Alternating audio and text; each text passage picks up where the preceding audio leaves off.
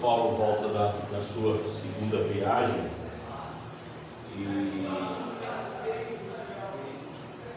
ele demora um pouco tempo, vai para Antioquia, porque Antioquia era o centro de toda, eu vou chamar de centro do Evangelho, era o ponto das grandes decisões. Se eu não me engano, Antioquia da Síria. Síria, né? Porque tinha duas Antioquias.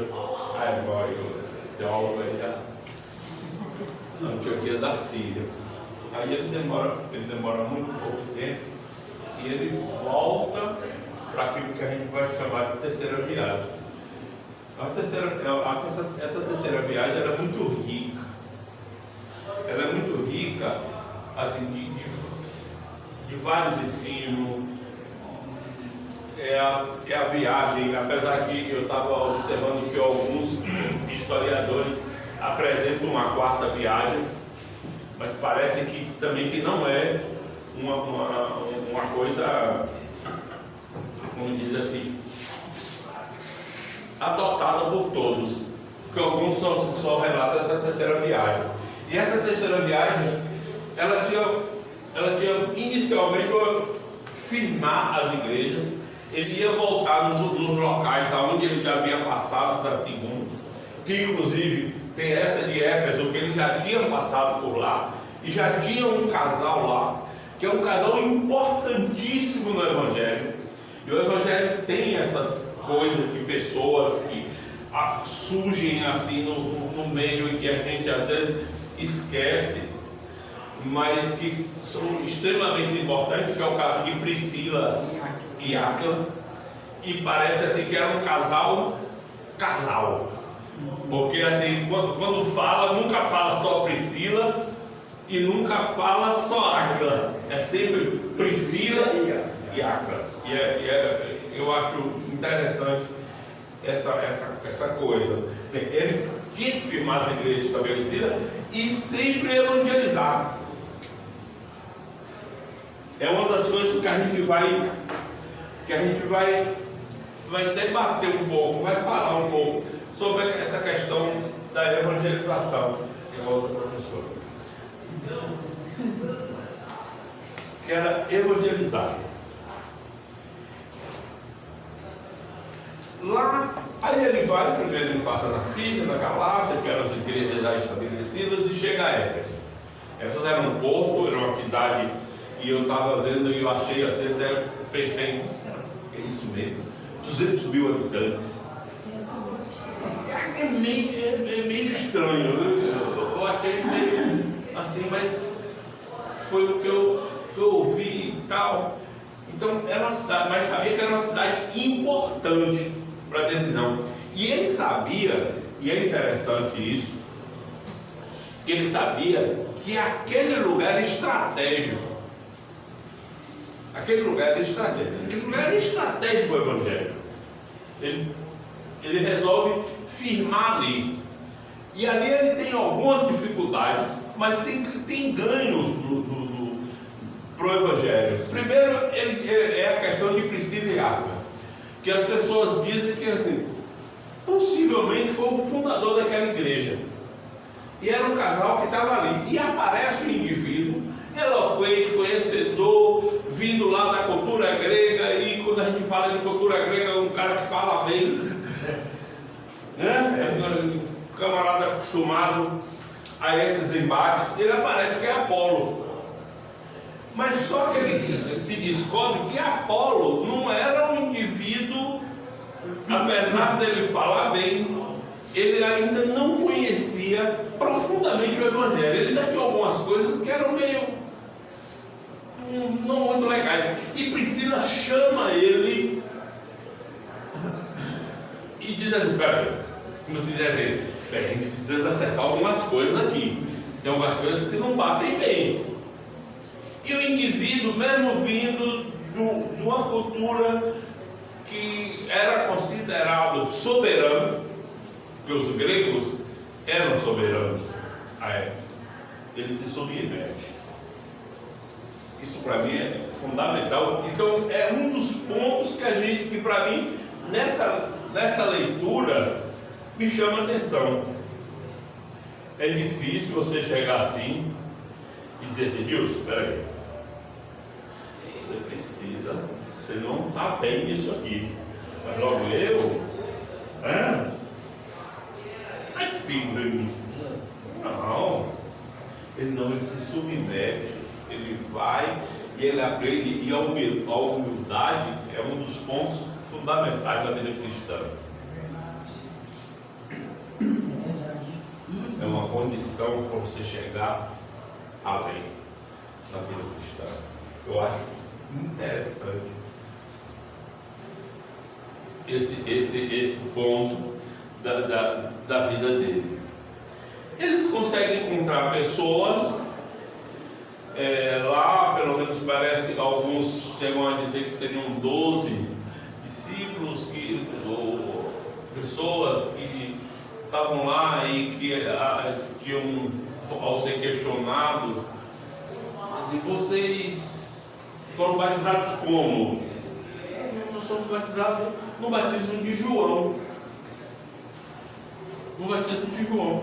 Eu vou até ver se daqui a pouco a gente.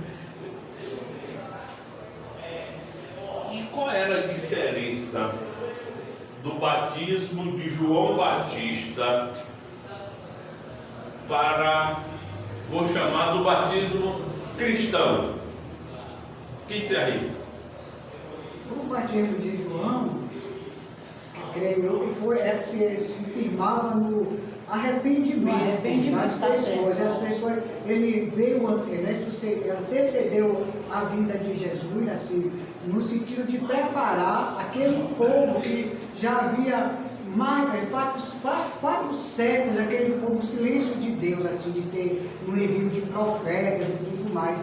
E aí João veio preparando, exortando, chamando a atenção, admoestando aquele povo, aquela geração que estava com o coração endurecido, nem sabia quem era Deus, né? Totalmente distante.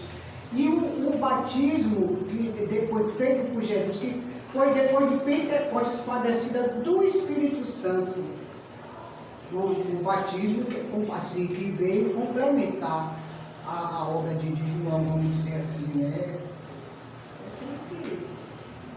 Porque João batizava com água, né? Com água. E Jesus veio para nos batizar com o Espírito Santo, para nos dar o Espírito Santo. Eu arrependo que João veio para veio preparar o caminho de Jesus. É porque assim, João batizava com o arrependimento, avisando que quem viesse após ele seria diferente, que ia batizar com o Espírito Santo. E eles iam receber o Espírito Santo, bastava crer, Era o batismo né, naquele que vinha após ele. Então, o batismo de João valia. Só que você tinha que crer naquele que viria. Então ele ia preparando. Pergunto aqui: haveria salvação? Ou houve salvação antes de Jesus? Vamos dizer assim, vamos dizer bem assim, para quem estava lá no Antigo Testamento, havia salvação? Sim, para mim, sim. Pela fé. Pela fé em quê? Em fé, Porque eles são Deus poderoso.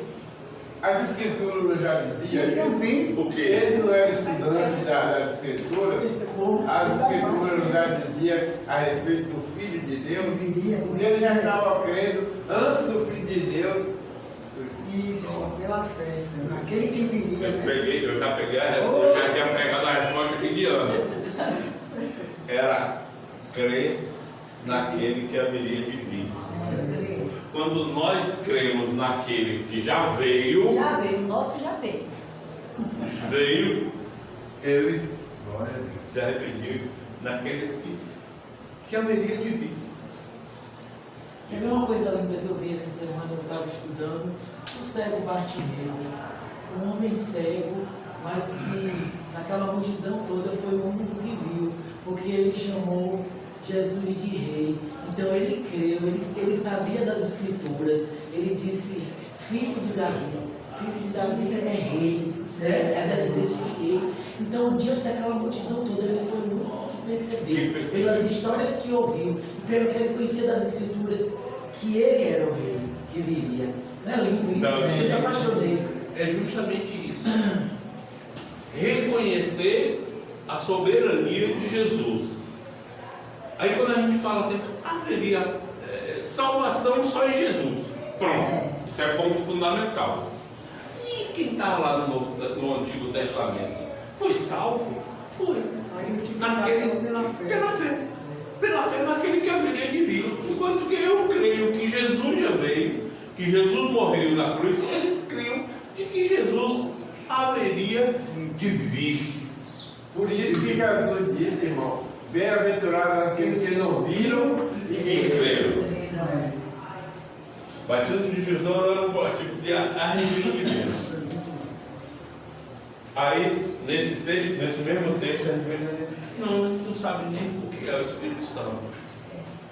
E a gente não vai entrar nessa discussão. A gente não vai entrar nessa discussão. Primeiro, porque uma vez eu fiz um questionamento para o pastor Hélio, e disse, rapaz, o pessoal está discutindo isso, que foi a respeito de predestinação e livre-arbítrio. Eu era professor do EBD e eu disse a ele, vamos lá para o senhor falar sobre predestinação e livre-arbítrio. Os caras estão há 400 anos discutindo isso, não chegaram a uma conta, eu que vou chegar. Fora disso. Se deixe fora disso. Pois é, então hoje Tem vai. batista que acredita na predestinação, então tem que ir. Deixa ele aí. Deixa ele quieto. Ana, você está puxando outro assunto, nós não vamos falar. Esse assunto tem manga. Isso vai puxando. Porque, gente, qual é o ponto? Ninguém passa de EBT comigo se não souber qual é o ponto fundamental do Evangelho. Qual é? Qual é o versículo? Bom, o Evangelho é Jesus. De Gênesis a Apocalipse. De Gênesis a Apocalipse. Deus amou o mundo de tal maneira. Oh, cavalo! João 3,16, porque Deus amou de tal maneira que Deus seu filho unigênito, para que todas ele que dele crê, não pereça, mas tenha vida eterna. Crê em Jesus. Aí às vezes a gente vai discutir Espírito Santo aqui hoje, falar e não falar em língua estranha, não vamos. Comigo não vai. Tem uma evidência aí. Mas aí tem umas outras histórias que a gente não vai estar, os teólogos escutem isso e eu não vou entrar nisso, porque o ponto básico é esse. Para mim, só muda quando alguém coloca outro fundamento que não é salvação em Jesus. Me perdoe, aí eu vou terminar falando, né? Nunca vejo assim, para você ser salvo tem que guardar a sala. Não. Para ser salvo eu tenho que crer em Jesus. Viu, irmão? A igreja, irmão. Você é salvo, domingo? Segunda, terça, quarta, quinta, sexta? Não, Jesus. E Paulo dá resposta sobre isso. Ele fala em Romanos 14, que explica sobre você não julgar o seu irmão pelo dia que ele escolhe, se um dia é mais especial do que hoje. Se comem carne, não comem carne. A igreja ficou parada há muitos anos por causa da discussão, se bate o pau ou se não bate o pau. Meu Deus do céu, já vi isso. Isso aí foi uma discussão a louco. Parece que tem mais coisa, tem guitarra, tem bateria, tem mais coisa que discute isso, que não é fundamental, é isso. Creio em Jesus, creio. Pronto, agora bate o pau, não bate o pau, não quer bater, não bata. Quer bater, bata a palma. Quer pular, pula. Acabou. Esse é o ponto fundamental do Evangelho. Vamos voltar, senão a gente se perde. Arrependimento. Esse é bom. É bom. João pregava o arrependimento. Era diferente desse outro batismo. Não sei só para. Porque ele falava do arrependimento. Você sabe onde era que esse pessoal do arrependimento estava? Vamos dizer assim, se reunindo nas sinagogas. Eles eram batizados, mas eles continuam lá na sinagoga. Espera aí. Vai mudar. A história agora é outra. O caminho é outro. Não é que o Evangelho seja outro. A interpretação que é dada é outra.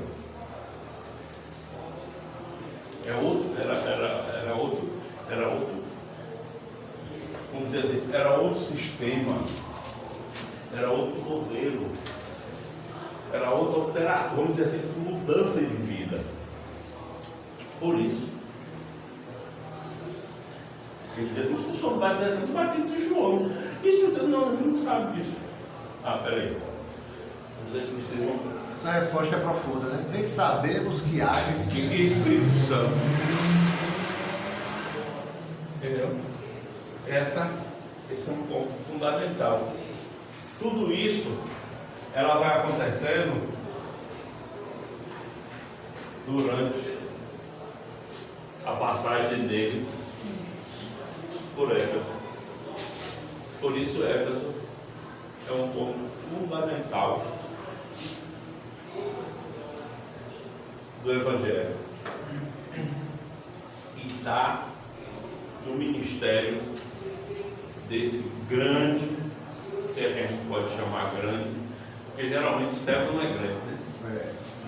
Servo é pequeno, mas dessa contribuição que Paulo dá para o Evangelho. Ao ponto de escrever 13, são 13 epístolas, 13 cartas. E até quem diga que são 12.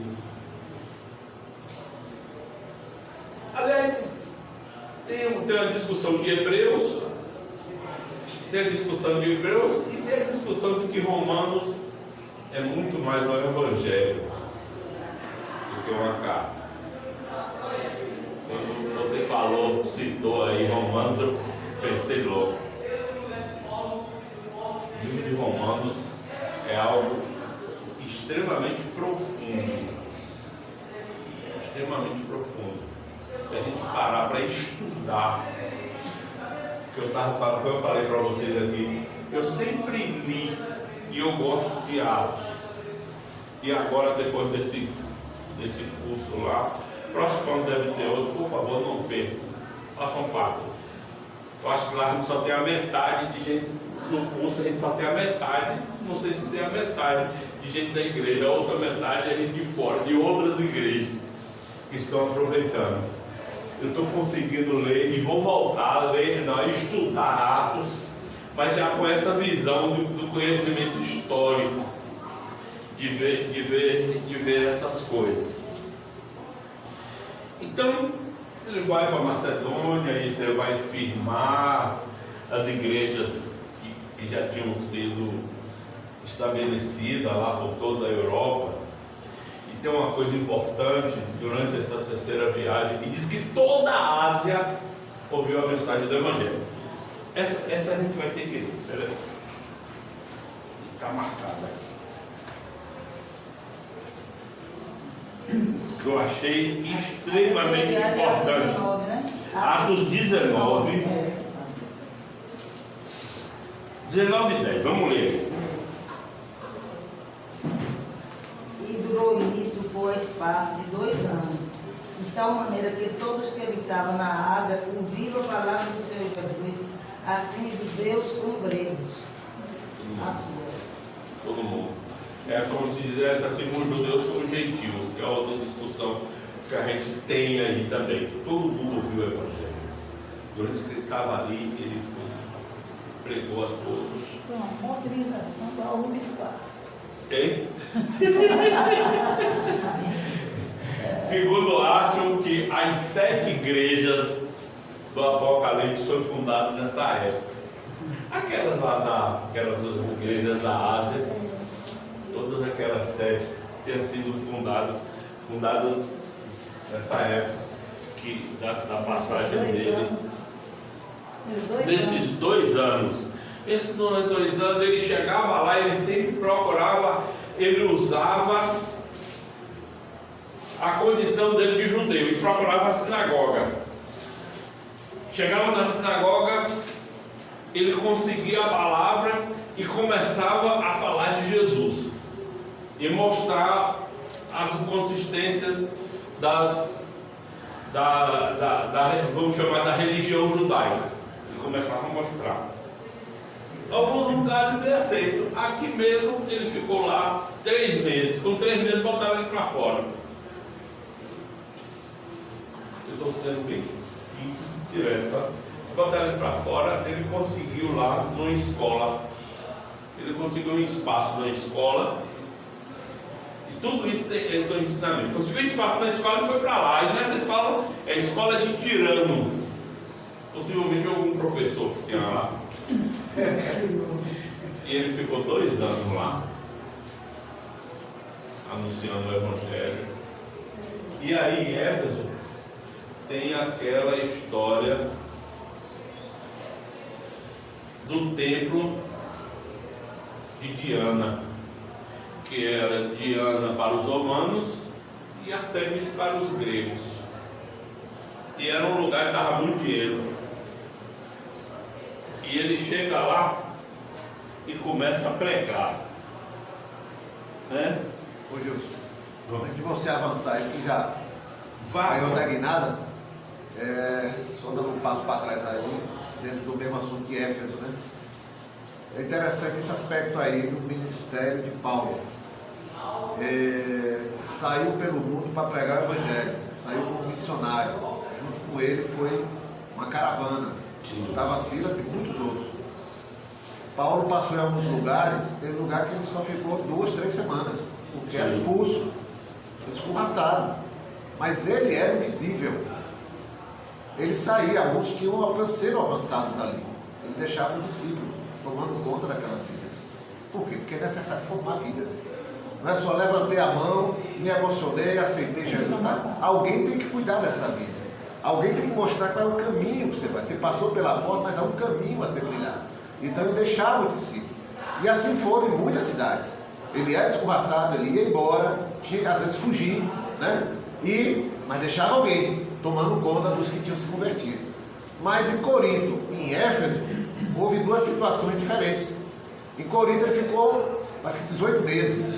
Em Éfeso, nessa segunda vez que ele foi, na primeira foi só mais de passagem, na segunda vez ficou 2 anos, ensinando aqueles que estavam ali. E formando, 2 anos dá para não só ensinar o Evangelho a quem acreditou no Evangelho, a quem creu no Evangelho, como formar lideranças. E Éfeso se tornou uma referência do Evangelho naquela região, por causa dessa presença por 2 anos de Paulo. Mais adiante, ele deixa Timóteo como seu discípulo, agora como pastor. Depois tem João também, que liderou por um bom tempo. Então a importância, eu quero enfatizar aqui, a importância não só de pregar o Evangelho, mas de cuidar daqueles que creram no Evangelho que nós pregamos. Porque eu achar que as pessoas vão andar por suas próprias pernas, isso é um leve engano. Muitos se desviam no caminho, porque não sabem qual é o caminho, não sabem qual é a direção, não sabem que há Espírito Santo, não sabem o que é estudar a palavra, não sabem o que significa ver Jesus de Gênesis a Apocalipse. Alguém tem que ensinar. E o principal responsável sou eu que preguei o Evangelho. Eu não posso virar as costas para aquele que acreditou no Evangelho. E isso é ônus para nós. Ônus o quê? Dedicação de tempo, dedicação de esforço, do conhecimento que Deus nos deu. Bom, uma coisa interessante. Olha o culto de ontem que veio. Como é que é? Olha o culto de ontem. Cuidar. Vou falar do cuidado, também, viu? Gente, uma outra coisa interessante. Eu já falei isso aqui indiretamente, que às vezes apenas você lê a Bíblia, eu vou chegar cá, mas é você estudar.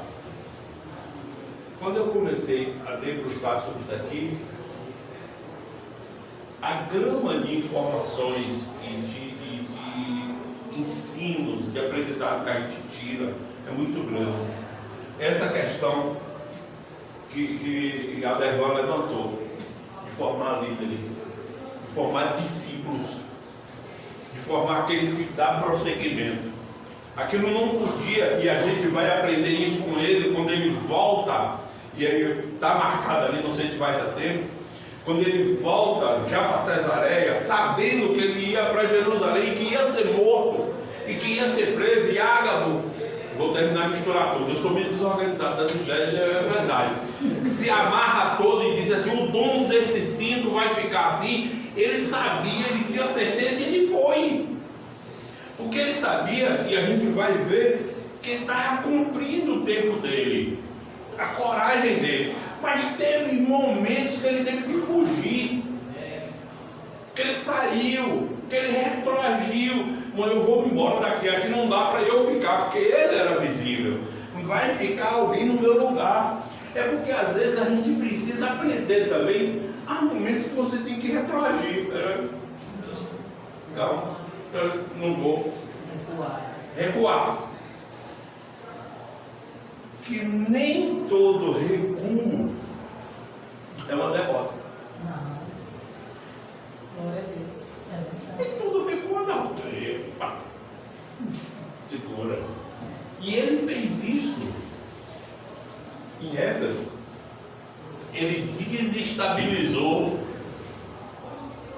vamos chamar assim de religiosamente, economicamente, porque o cara vai lá e diz assim, rapaz, esse camarada está acabando com o nosso negócio de vender os nossos nichos de Diana. Esse cara está acabando com o nosso, o discurso dele está acabando com o nosso negócio. Ele desestabilizou, e na hora que Judas vamos embora.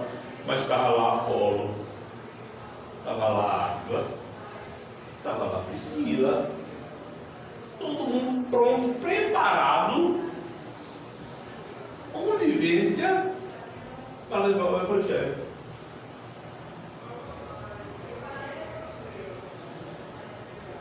Vou falar. Cuidado, gente. Cuidado. Isso é uma calcanhar de Aquiles da igreja. A igreja não cuida. Porque não é fácil. Não é fácil.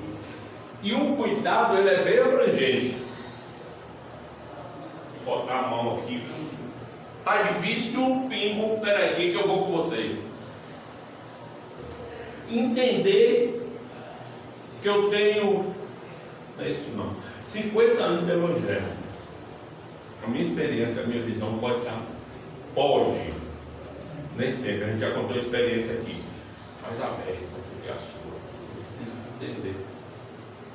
Eu preciso te oferecer o aio. É isso. Ele fazia aqui, ele preparava e teve, com certeza tinha dificuldade para formar novas pessoas. Isso a gente vê nessa terceira viagem dele. E é isso que torna a vida dele uma especial, algo bonito de se ver.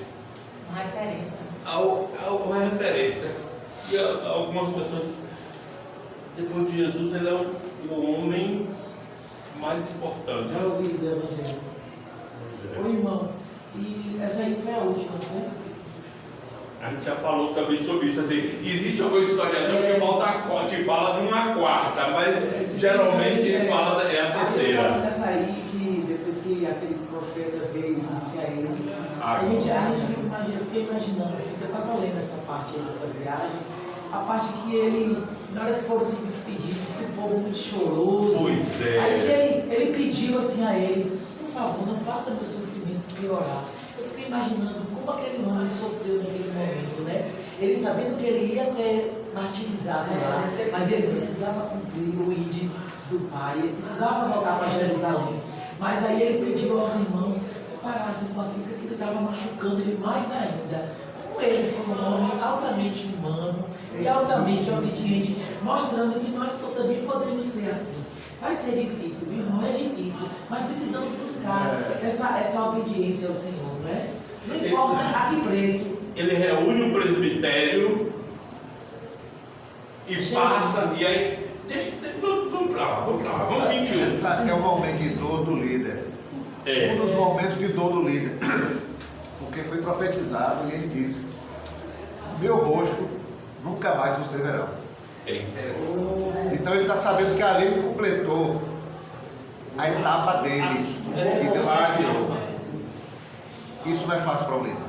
E ele vai a Jerusalém, e ele vai preso cria mecanismo para chegar a Roma e para falar perante as autoridades, para falar do Evangelho. E ele cria. Vamos ver aqui. Abram aí e vamos ler Atos 20. Vamos ver. Abra aí. Eu falei demais. Assim, a palavra do Senhor crescia poderosamente e prevalecia. Não, a gente vai ver 20. Vamos ver o verso 18? Vamos ver um de cada vez. Aqui, 18. Vamos ver 18. E quando eles chegaram, disse-lhes: vós sabeis, desde o primeiro dia em que eu entrei na Ásia, qual foi a minha conduta entre vós o tempo todo.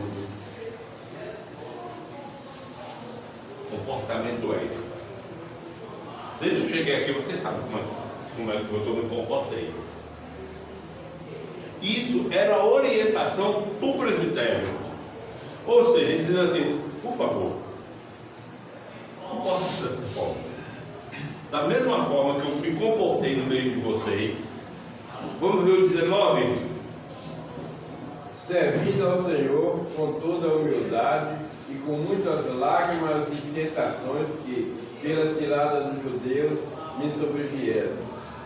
Dificuldade você não tem. Resistam. Sejam firmes. Aprendam. Ou seja, pregação do Evangelho não é fácil. Pregação do Evangelho não é fácil. E ele estava lá dizendo: 20. Como nada que útil seja, deixei de vos anunciar e ensinar publicamente pelas casas. Eva. Acho que a minha está. Como nada que útil seja, deixei de vos anunciar e ensinar publicamente pelas casas. O meu de casa em casa. Ou seja, é a mensagem direta, sadia, levando a mensagem do Evangelho sem perder a oportunidade. Toda a essência do Evangelho foi pregada. Foi pregada. Outra tradução melhor. Exato. E de casa em casa. 21. Testificando tanto aos judeus como aos gregos a conversão a Deus e a fé em nosso Senhor Jesus Cristo. A essência do Evangelho que era pregada. 22 até o 25. Isso é boa.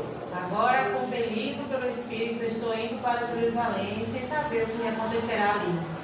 Só sei que em todas as cidades o Espírito Santo me avisa que prisões e sofrimentos me esperam. Todavia, não me importo, nem considero a minha vida de valor algum para mim mesmo.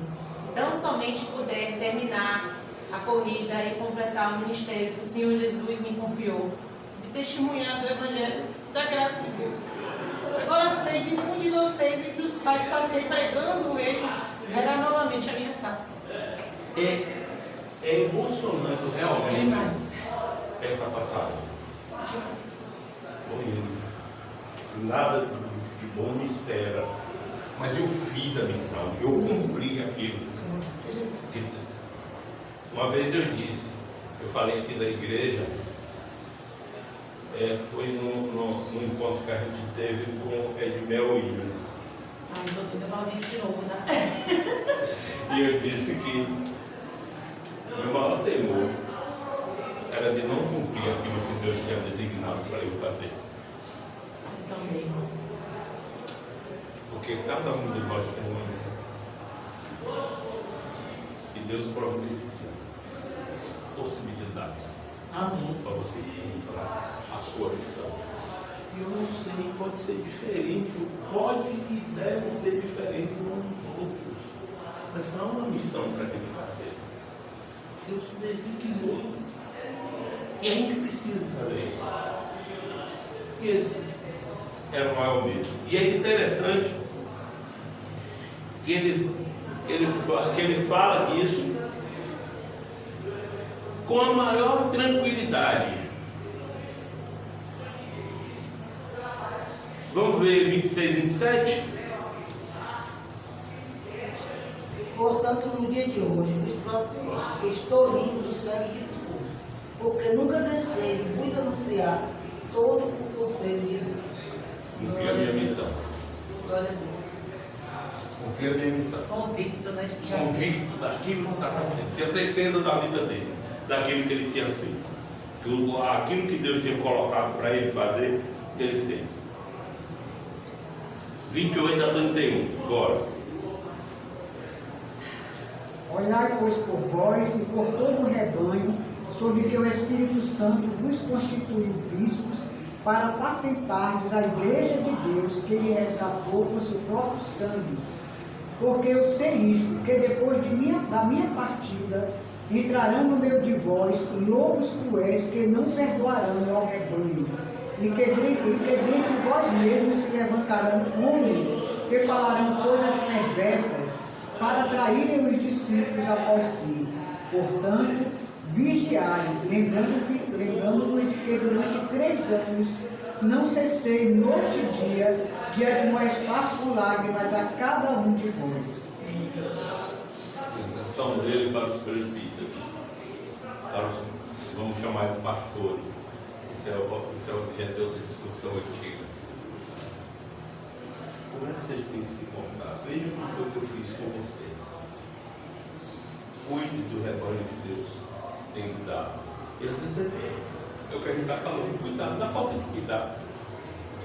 Porque quando a gente fala e parece que a gente se remete, quando o Senhor diga aqui, olha, do cuidado que Deus, do rebanho que Deus colocou. Mas ela tem o rebanho dela. A Débora tem o rebanho dela. Ela tem o rebanho dela. Eu tenho o rebanho dela. A gente sempre tem um rebanho do nosso lado para cuidar. Isso não é atributo, que é objeto de outra discussão antiga, do pastor Geraldo, não. Cada um de nós temos o nosso espaço. Temos aqueles que Deus bota do nosso lado, do lado de glória. Pode ser 10, 1, 2, 3, mas tem alguém do teu lado que precisa ser cuidado. E eu tento cuidar. Tento. Deus tem me sustentado para esse ministério. Eu não consigo esquecer, botar em segunda ordem, terceirizar a palavra que Jesus falou para Pedro. Pedro, tu me amas? Te amo, Senhor. Aí Pedro, Jesus pegou um projeto, um bloco cheio de folhas e tal, e entregou a ele. Olha, para você fazer essas atividades aqui. Jesus só foi uma frase: apacenta minhas ovelhas. Cuida das minhas ovelhas. É só tudo. Era a única coisa. O Evangelho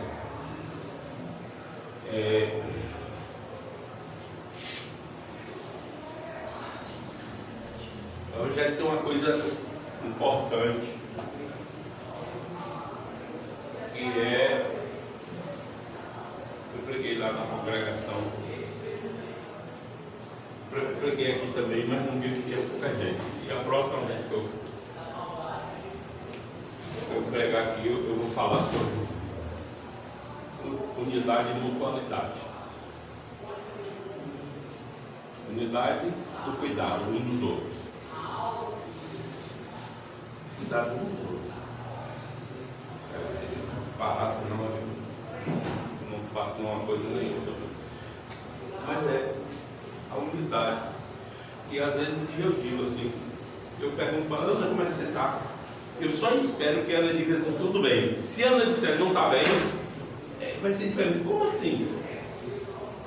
Como assim? Ontem a gente ouviu, quem veio ontem aqui, veio, né, às vezes num olhar eu fiquei assim, feliz com aquilo que ela falou. Às vezes num olhar a pessoa denuncia que não está bem, e eu tenho a responsabilidade de dizer o que é que você tem.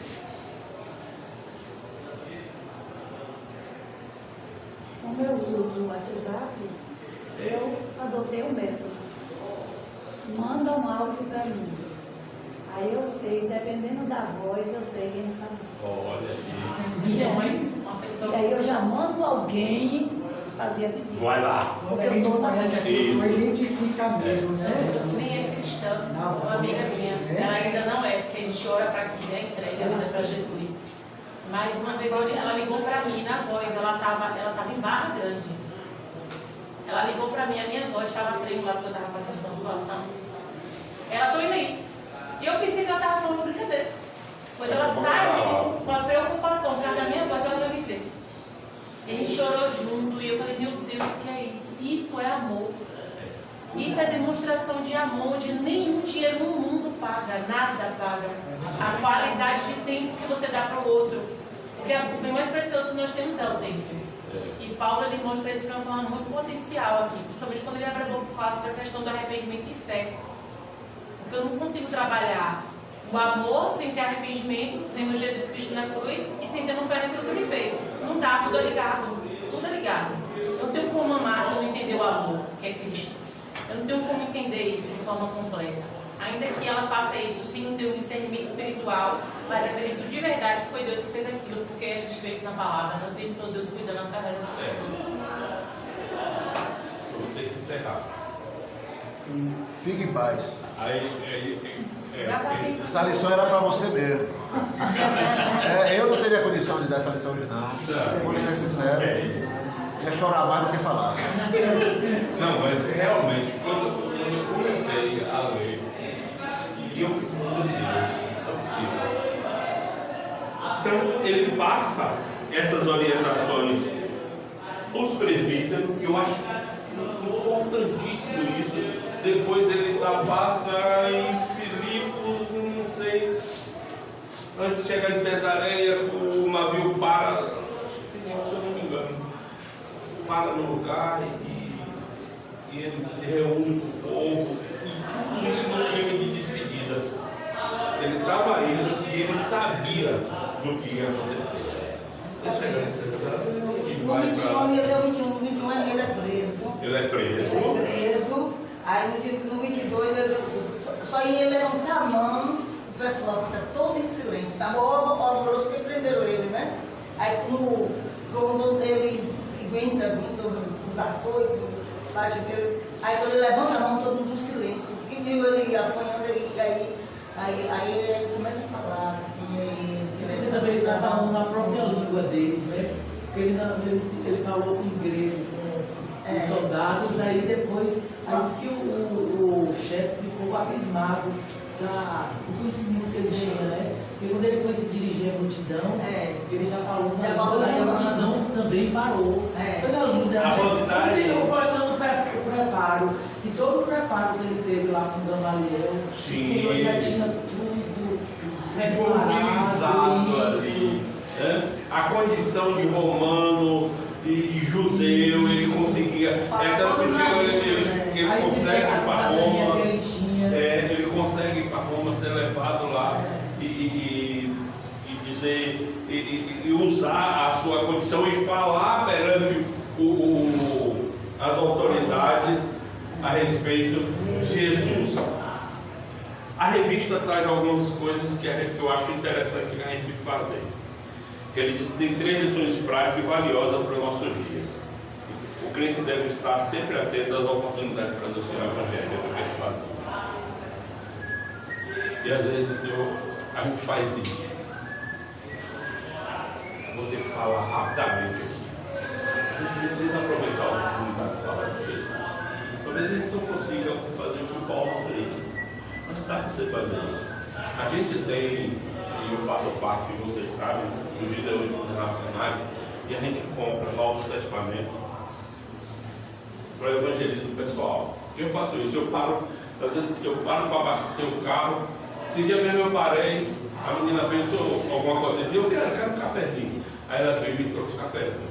Aí eu disse, você me deu um cafezinho, mas eu quero te dar uma coisa mais valiosa do que o café. Aí ela riu, e é verdade, eu digo, é a palavra de Deus. Por favor, aí eu sempre digo, não atreve isso a nenhuma religião. Isso aqui é a palavra de Deus. Agora, por favor, leia. Aí eu ofereço o Novo Testamento. Muito obrigado e tal. E a gente sempre aproveita essa oportunidade. É abastecer o carro, é ir em outro lugar e a gente aproveita lá e fala do Evangelho. É uma situação que ocorre, né? Alguém que está enfrentando uma dificuldade, aproveita, fala de Jesus. Eu tenho uma colega que ela hoje me tolera muito. Eu já falei dela várias vezes. Ela me tolera muito, mas ela me tolera muito porque um dia ela chegou para mim, ela estava enfrentando uma depressão profunda, com cada dificuldades, enfrentando, tinha separado do esposo, voltou de novo. Já tinha até divorciado, então voltou de novo em casa de novo. Aí ela chegou um dia para mim, chorando, justo que situação. Quando ela estava se separando dele, o que foi? Estou grávida. Ai, que maravilha! Que bênção de Deus! Cláudia, colega minha de Cláudia. Que maravilha, que bênção de Deus! Esse menino vai ser uma bênção na sua vida. Que Aí ela falou, você é doido? Não! Jesus vai cuidar de você e tal. E aproveitei. Falei, é por isso que ela me tolera. Porque a partir desse dia ela fez a decisão ao lado de Jesus, está até hoje. E às vezes quando ela Gilcinho, quer ver ela e tal. Mas é a oportunidade que você tem. É num momento desse difícil, só Jesus, minha amiga. Eu não tenho palavra, só Jesus para você. E vai lá e aproveita. Então, as oportunidades elas surgem. Alguém que chega se maldizendo perto de você, aproveita, fala de Jesus. Então a gente deve estar atento, ser flexível, né? Às vezes não adianta, tem coisas que não adianta você ir para o embate, né? Talvez é bobagem, sabe recuar. É o que ele fazia, apertou, agora vou fugir. Mas tem hora que, vamos encerrar, pelo amor de Deus. Então, a vida cristã requer prioridade, estudo bíblico e discipulado, que a Devânia falou, dedicar, estudar a Bíblia, não é ler não, é estudar a Bíblia. Deus tem algo especial para a nossa vida. Aí vamos orar, senão eu estou repetindo. Bigora. Senhor meu Deus, louvado seja o teu nome, Senhor, da glória a ti eternamente. Nós queremos te agradecer por essa manhã tão rica, meu Senhor. Que nós possamos aprender mais de ti. E assim como teu filho Paulo, Senhor, nós possamos ser falar do teu evangelho, falar do teu grande amor, falar da grandeza que é de servir, como alguns teus filhos sejam ensinados. Muito obrigado por tudo, Senhor, nos capacita, Senhor. Que nós possamos abrir as nossas bocas, nós possamos falar, testemunhar que Jesus fez e ainda continua fazendo em nossas vidas. Amém. Muito obrigado pela vida do irmão, nos dá uma paz, nos dá oportunidades de evangelizar e nos dá principalmente a sabedoria do Espírito.